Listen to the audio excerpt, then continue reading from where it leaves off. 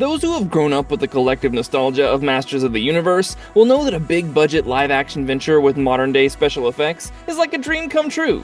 For me, this has been one of the most awaited films of the year, and finally, the early reviews are out. See, after having watched the teasers and trailers and analyzing every single frame, I had a fair idea about what the movie is all about, and the early reviews have not disappointed, because they largely highlight how the film has successfully captured the true magic of the franchise. In this video, I'll discuss all about how this iconic fantasy classic has been handled and why you need to head to the theaters to experience the grandeur of this movie. He's gonna show me the way home.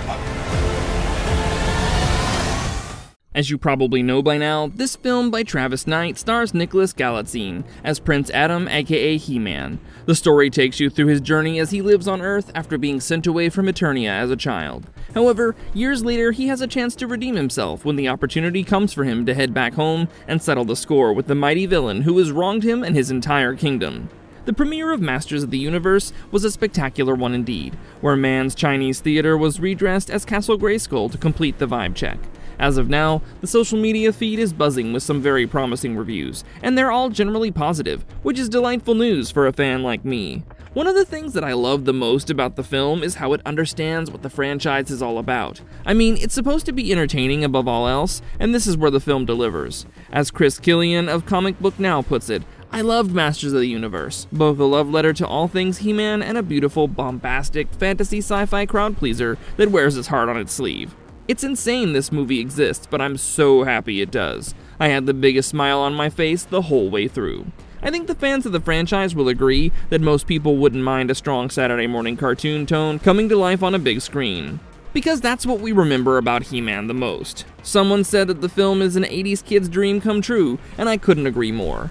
If the early reviews and early reactions to the film are taken into account, it becomes very clear that the makers have successfully cracked the code on how to perfectly execute an 80s classic with modern-day technology. I think one of the most appropriate descriptions of the film was given by Courtney Howard of Variety, who compared it to Guardians of the Galaxy. The similar vibe is unmistakable, and she says, Masters of the Universe's shaggy charm worked on me. Has a GOTG style, self-aware tone, and a radical message at its core. The Marvel-like family-friendly tone only means that more people will be taking their kids to the theaters to show them their favorite childhood superhero in action. She was also appreciative of the performances of Nicholas Galitzine and Camila Mendes, which brings me to the next part of the movie, the acting performances. Anybody who was concerned about how Nicholas Galitzine would fit into the role of He-Man should rest easy, because his performance has been praised the most. Even Peter Gray of the AU Review said, Nicholas Galitzine looks the part in Masters of the Universe and how. But it's his comedic timing that steals the show. He also called the film knowingly cartoonish, packed with 80s vibes, which honestly, I find rather appealing. For a movie like Masters of the Universe, it's important to keep the audience laughing in between all the fights and serious stuff, and I'm glad that the jokes land and the comic effect works. But it's not just a Nicholas Galitzine show, and Jared Leto has been impressive as well. Personally, I'm not a huge fan after some disturbing controversies around him, but most critics seem to agree that Jared Leto has owned the role of Skeletor. As Junior Felix of the Hashtag Show points out, Jared Leto's Skeletor nails it. Masters of the Universe is any 80s kid's dream come true. It's campy in the absolute best way possible. The callbacks to the series are incredible and beautifully nostalgic. I love that this cast goes all in and shows what made the original such a classic. Some other critics also pointed out that Jared Leto is genuinely unrecognizable in the film.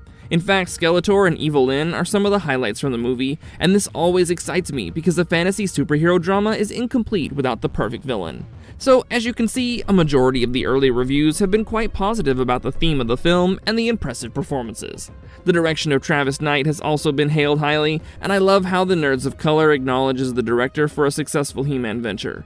In their words, Travis Knight crafted a perfect Masters of the Universe. It knows exactly what it is and embraces it in all its campy, colorful glory. A love letter to the 80s with a nice though heavy-handed message about masculinity. I needed a bowl of sugary cereal with this. But what really struck me was something that Maggie Lovett of Collider said, because it concerns an entire generation that's perhaps not familiar with the 80s cartoon series. She said, "This will appeal to anyone who missed the hopeful, bright, and upbeat joy that the 80s once possessed." She also called the film bursting with so much life and fun, you truly won't want it to end. I also found Collider's Perry Nemiroff's review of the film to be on point.